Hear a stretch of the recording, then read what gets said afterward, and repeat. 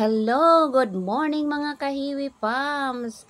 For today's video, gagawa tayo ng ham and cheese roll. Hayan, may nakahanda na akong itlog, hiniwa-hiwan cheese, breadcrumbs, saka harina. Hayan, naghugas na po tayong mabuti niyan guys. Wala kasi tayong gloves. Hinugasan ko pong mabuti ng aking mga mahiwagang kamay. Ayan, pinatong ko po yung aking ham sa harina. Tapos nilagyan natin yung ham ng hiniwa-hiwang cheese. Ayan, syempre. Ano pa bang ating gagawin? Lukutin na natin siya. Tapos atin din siyang isaw-saw, pagulungin sa itlog. Ayan. Pagkatapos sa itlog, ibalik natin siya sa harina. Pagulong-gulungin na naman natin siya guys. Ayan. Syempre naman, para dumikit yung harina.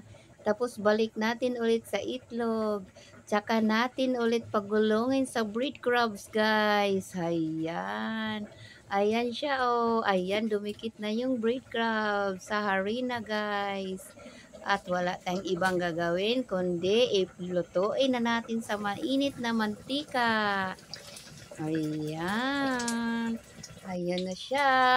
Ay, masarap yan. Ayan, syempre guys, nagustuhan niya ng ating mga kids. Pang almusal, pwede pang merienda, pwede din pang baon. Dinagdagan ko na rin po pala ng star nuggets. Pambaon kasi nila yung star. Mamili lang sila niyan guys kung anong kakainin nila at kung anong babaon nila sa school.